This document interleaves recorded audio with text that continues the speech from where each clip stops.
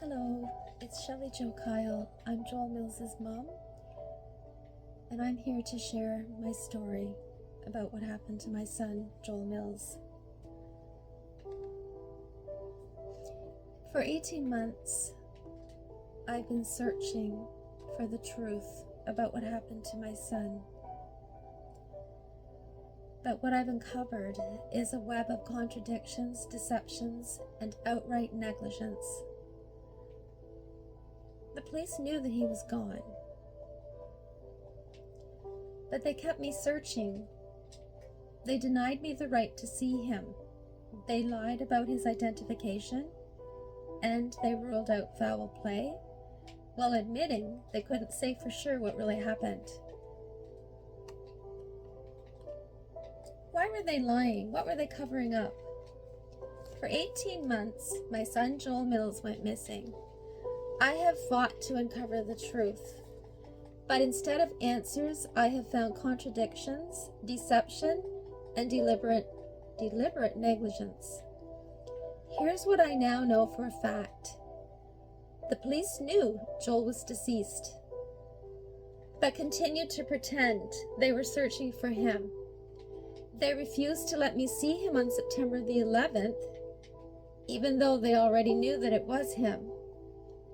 They released a missing poster on September the 18th. Despite already recovering his body, they let his father, Jim Mills, inform me on September the 20th, instead of the police doing their job, they ruled out foul play while openly admitting they couldn't say with 100% certainty what had happened. They rushed his cremation, discouraged me from seeing him, and pressured me to move on. Kelly Jerry told me that I would never find out what happened to my son, Joel Mills, and that I needed to accept it. They knew it was Joel, but they refused to let me see him. I first heard about the body found in the river on September the 11th. I immediately asked to see it. They refused, even though they already knew it was Joel.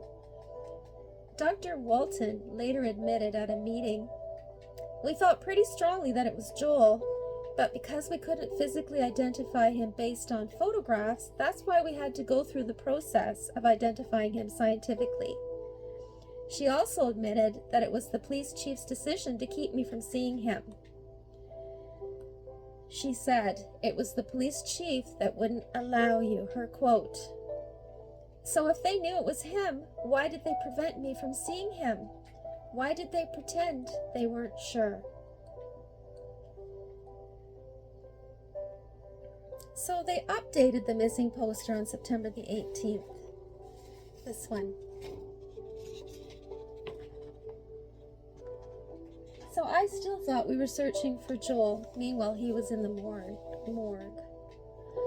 On September the 20th, 2023, around 10:30 at night, I was informed that he had been found, but not by the police, but by Jim Mills, his father, whom I was already suspicious of. Why did they not tell me?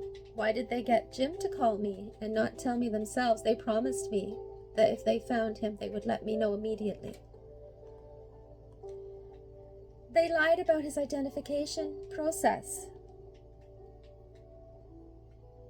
Dr. Walton claimed that Joel was identified before his body was released on September the 20th. So did Dr. Bellis. They both said this, and Karen Sheaf at the meeting, June the 25th, 2023. But on the official report, it states that radiographs weren't even completed until October the 3rd, nor was the odontologist even informed to receive the photographs, which were radiographs of his teeth, to view until September 20th, which was the day that Jim told us that he was in the morgue. So they totally contradicted themselves. But for some reason, that report wasn't done until October the 3rd. So we took him home, and they knew it was Joel because they didn't need to identify him scientifically at all. They ruled out foul play while admitting that they weren't sure. Dr. Bellis, she said, I cannot exclude 100% that these injuries didn't happen before death because he was in the water for so long. I cannot. Her quote. So if you cannot be sure, why was foul play ruled out? She also said, in my expertise opinion, these are post-mortem injuries. Can I say 100%? Can I say there's a small, minute chance that they weren't? Well, possibly. If there is even the slightest chance that these injuries happened before death, then why shouldn't this be properly investigated? But instead of investigating, they assumed. They rushed his cremation, and they pressured me not to see him. When I was finally allowed to see Joel, they immediately pressured me to hurry. The first thing that they told me at the funeral home was he smells. Instead of giving me the time that I needed, they made me feel uncomfortable because of his smell. Joel wasn't just a body to dispose of. He was my son. I noticed his arms were dislocated. This wasn't in the autopsy report. I saw a wound that looked like he had been stabbed on his forehead. His clothes were found wet at Jim Mills's house, not on his body. They rushed to cremate him. Why? What were they trying to hide? They lied to me about his injuries. When I asked about the head injury possibly being caused by a missing shovel, they claimed no. They just dismissed it. Yet they never actually investigated.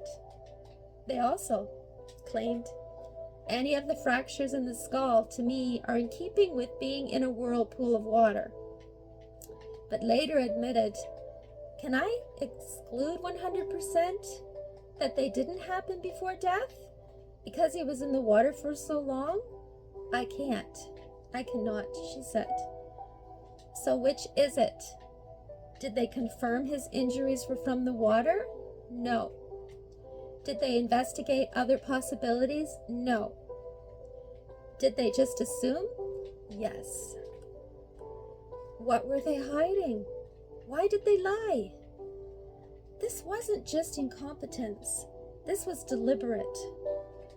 They were more interested in finding out they were never interested in finding out what actually happened to Joel. This was a cover-up. Joel's case was dismissed before it was properly investigated. I deserve answers. Joel deserves justice. I can't stop until I get both of us our justice. Why did they lie? What were they hiding? This was my baby. This was Joel Mills, Joel Edward Mills, born in Germany, 1992, August the 17th. He went missing. He was found. I need answers.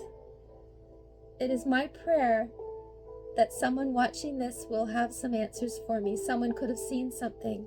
Somebody might know Joel.